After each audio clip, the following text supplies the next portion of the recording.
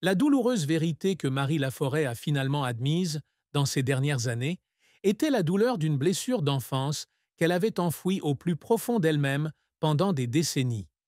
À l'âge de 3 ans, pendant les années noires de la Seconde Guerre mondiale, alors que son père, Jean Douménac, est fait prisonnier de guerre en Allemagne, Marie, alors prénommée Maïtena Douménac, subit un terrible traumatisme psychologique. Un voisin l'a agressée sexuellement, non pas une seule fois, mais à plusieurs reprises, laissant des cicatrices invisibles qui ne guériraient jamais. Cette douleur était enfermée dans sa mémoire, recouverte par un mécanisme d'autoprotection de l'esprit qu'elle décrivit plus tard comme une forme de amnésie traumatique. Ce n'est qu'en 1998, alors qu'elle avait presque 60 ans, qu'elle a été confrontée à ce souvenir, dans un moment qu'elle appelle un réveil soudain du passé. Elle a dit que lorsque ce souvenir lui est revenu, elle a pleuré pendant 3 jours et 3 nuits, comme si toutes les larmes qu'elle avait retenues pendant plus d'un demi-siècle avaient coulé en même temps. Dans une rare interview avec Paris Match, elle a partagé que la douleur n'était pas seulement un événement, mais une ombre persistante, affectant tous les aspects de sa vie, de la façon dont elle aimait, de la façon dont elle était mère, à la façon dont elle se tenait sur scène. Elle admet que sans cette blessure, elle n'aurait probablement pas choisi la voie de l'art, une voie qu'elle appelle un exutoire pour les émotions refoulées. Le jeu d'acteur et le chant sont devenus une forme de thérapie, où elle pouvait libérer sa douleur à travers des rôles émotionnels et des chansons folkloriques, inspirées de sons du monde entier. Mais cette vérité s'accompagnait aussi d'une autre tristesse. Elle avait le sentiment d'avoir vécu une vie qui n'était pas entièrement la sienne, mais façonnée par les blessures de son passé. À l'âge de 80 ans, alors qu'elle était allongée dans un lit d'hôpital à Genolier, en Suisse, avant sa mort le 2 novembre 2019, elle a confié à un ami proche qu'elle regrettait de ne pas avoir pu affronter cette douleur plus tôt, afin de pouvoir vivre une vie plus libre, libérée des fantômes du passé. La plus grande tristesse dans la vie de Marie Laforêt, outre son traumatisme d'enfance, fut sa relation compliquée et douloureuse avec ses 3 enfants, Lisa, Jean Médy et Ève-Marie de Bora. En tant qu'artiste qui a vécu sa vie pour sa passion, elle était souvent loin de chez elle, laissant ses enfants aux soins d'autres personnes ou dans un pensionnat dès leur plus jeune âge. Lisa Azuelos, sa fille aînée, qui deviendra plus tard une réalisatrice célèbre avec un film sur Dalida, a parlé publiquement des difficultés dans sa relation avec sa mère. Lisa sentait que sa mère était trop distante, non seulement physiquement, mais aussi émotionnellement, comme si Marie Laforêt était incapable de s'ouvrir pour être une mère chaleureuse. Jean Médy et Ève-Marie de Bora, bien qu'ils partagent rarement publiquement, ont également exprimé leur douleur de se sentir abandonnée. Marie, dans les rares fois où elle parlait de ses enfants, avouait qu'elle n'avait pas été une bonne mère.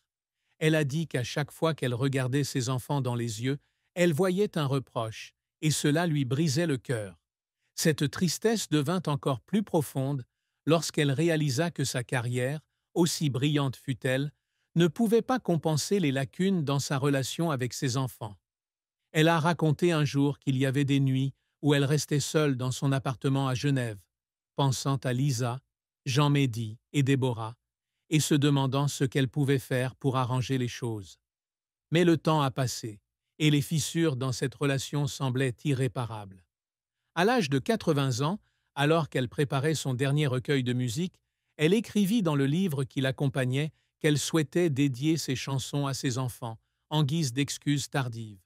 Mais elle a également admis, avec une pointe d'amertume, que ces chansons n'étaient probablement pas suffisantes pour effacer les années pendant lesquelles ses enfants ont dû grandir sans leur mère à leur côté. La carrière de Marie Laforêt est un tableau haut en couleurs, mais non dénué de nuances sombres. Née par hasard en 1959, alors qu'elle remplaçait sa sœur au concours radiophonique Naissance d'une étoile et qu'elle le remportait, Marie est rapidement remarquée par le réalisateur Louis Malle. Bien que son premier projet de film avec Malle, Liberté, ne se concrétise pas, elle fait ses débuts à l'écran dans Plein soleil de René Clément en 1960, aux côtés d'Alain Delon et Maurice Ronet.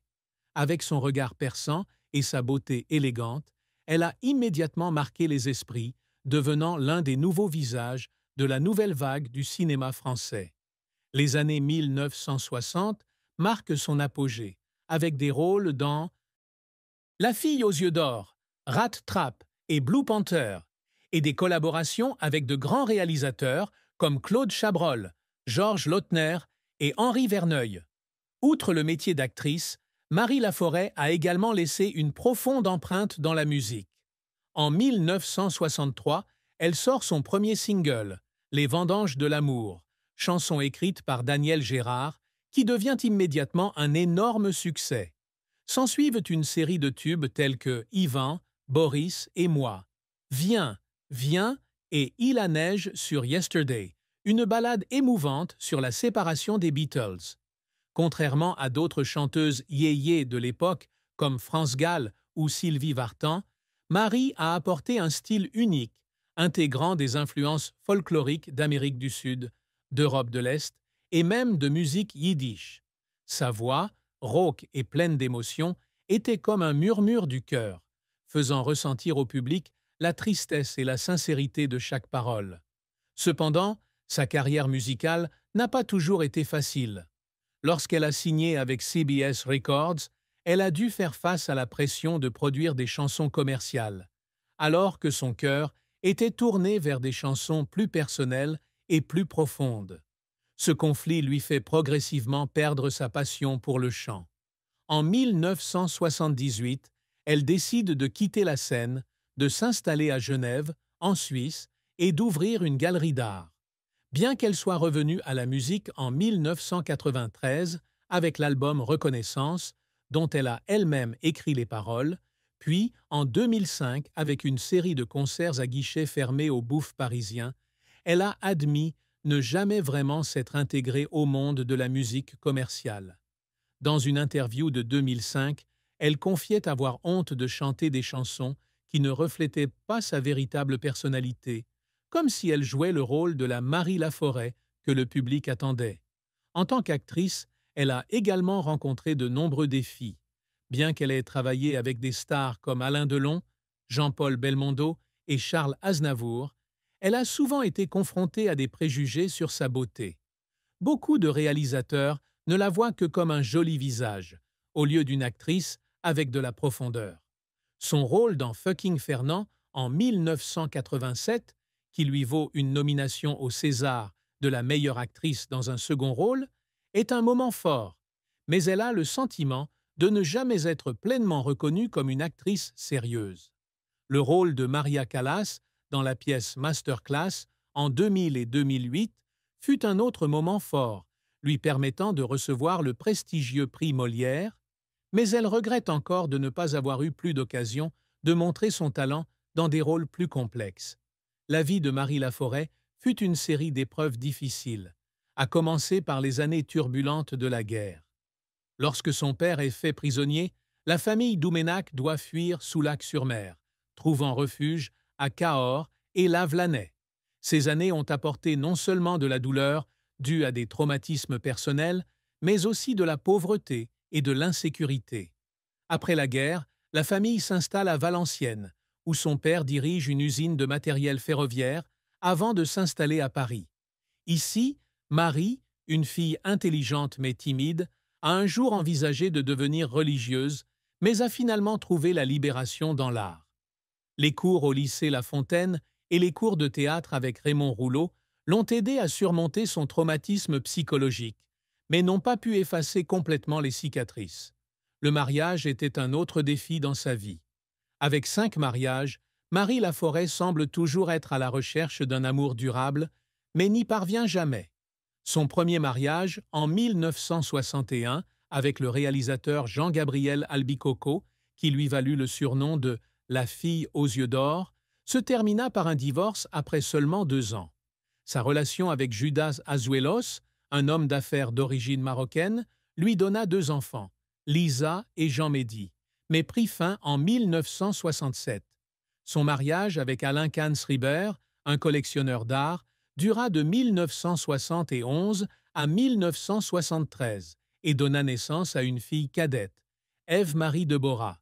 Ses deux mariages ultérieurs, avec le médecin suisse Pierre Meyer en 1981 et avec l'agent de change Éric de Lavandera en 1990, furent tous deux de courte durée et orageux.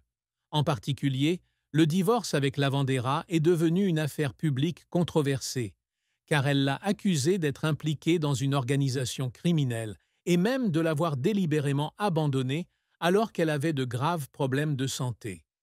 Un autre défi était sa relation tendue avec Alain Delon, sa costard dans Plein Soleil. Elle a révélé un jour que Delon avait eu des paroles et des actions irrespectueuses sur le plateau, ce qui l'a profondément blessé. Les paroles grossières de Delon, associées à son arrogance, lui ont laissé une impression négative qui a duré toute sa vie. Ironiquement, elle est décédée dans le même hôpital de Genolier où Delon avait été sot